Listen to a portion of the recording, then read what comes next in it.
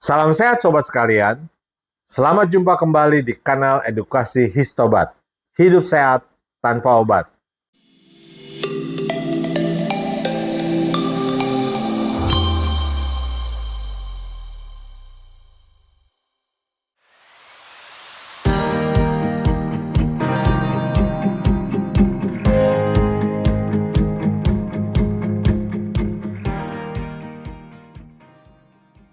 Kali ini kita akan membahas yang berhubungan dengan yang namanya stem cell atau bahasa Indonesianya sel punca. Stem cell adalah induk dari seluruh sel yang ada di dalam tubuh kita. Ada 3 fungsi utama stem cell, yaitu memperbanyak, meregenerasi, dan mengembangkan sel-selnya. Stem cell akan terus berkembang menjadi sel-sel lain, menjadi sel saraf, untuk kemudian menjadi sel otak, menjadi sel enterosit, untuk berkembang menjadi sel usus, menjadi sel hepatosit, untuk dikembangkan menjadi sel liver, menjadi sel jantung, atau untuk dikembangkan menjadi sel yang berada di jantung. Menjadi sel osteosit, untuk dikembangkan menjadi sel tulang. Dalam nukleosel terdapat banyak sekali kromosom, dan setiap kromosom memiliki telomer yang berada di ujung-ujungnya. Seiring dengan waktu bertambah usia, sel sehat akan terus melakukan pembelahan. Saat sel melakukan pembelahan, telomer akan menjadi semakin pendek, sampai akhirnya memberi sinyal sel untuk berhenti membelah atau disebut senescent. Semakin pendek telomer, maka aktivitas stem cell-nya akan semakin berkurang. Aktivitas stem cell 100% pada saat kita dilahirkan. Kemudian pada usia 35 tahun, aktivitas stem cell sudah separuhnya, yaitu 50%. Dan pada usia 60 tahun, aktivitas stem cell hanya tinggal 10%. Makanya dalam usia di atas 60 tahun, kita harus menjaga stem cell agar tidak terkena oksidatif stres dan aktivitasnya semakin berkurang, yang berarti kita akan menjadi sakit-sakitan. Stem cell diekstrak dari organ darah, tali pusar, sumsum tulang, dan jaringan lemak yang berada di dalam tubuh. Aktivitas stem cell membantu meningkatkan kesehatan kita, terutama melakukan regenerasi organ, merawat pasien penderita jantung, penyakit otak, dan penyakit darah. Dalam dunia kedokteran modern, kita mengenal 3 cara untuk memperbaiki stem cell. Yang pertama adalah disebut transplantasi autologus, yaitu mengambil stem cell dari organ yang berada di dalam tubuh sendiri.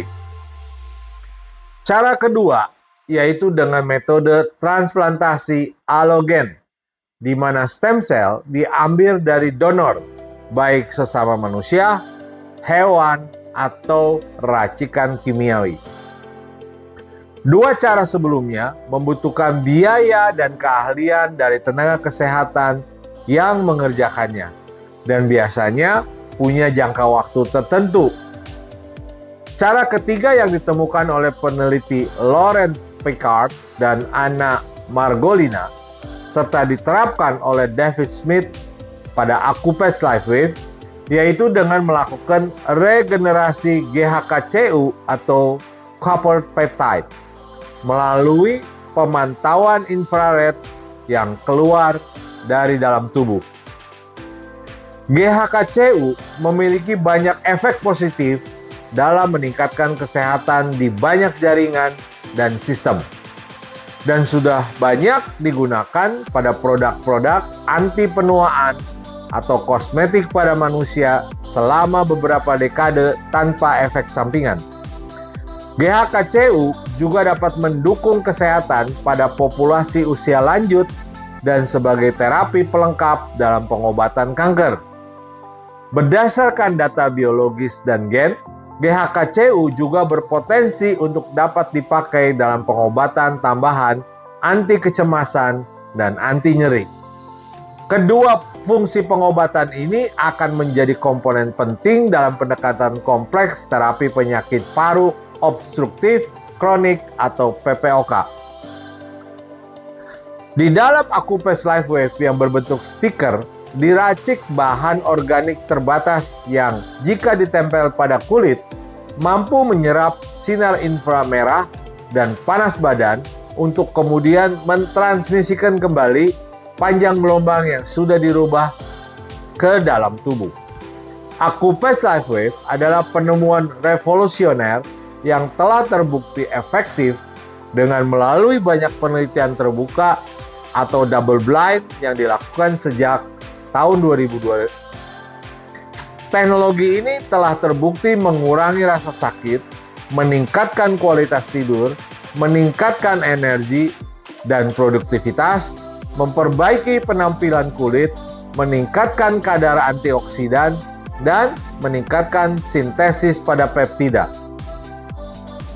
Pada tahun 2018, David Smith memperkenalkan stem cell X39 yang memanfaatkan peningkatan produksi peptida yang disebut GHKCU, bahan alami di dalam tubuh yang terbukti mengaktifkan stem cell yang ada di dalam tubuh.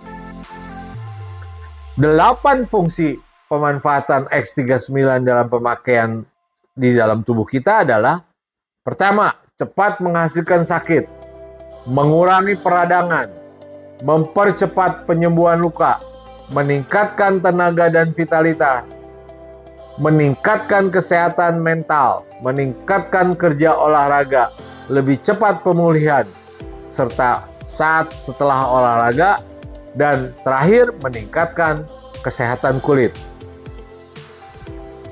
Kesimpulannya adalah bahwa X39 merangsang copper peptide GHKCU untuk meregenerasi saraf sebagai anti kanker dan akhirnya memperbaiki mutu DNA.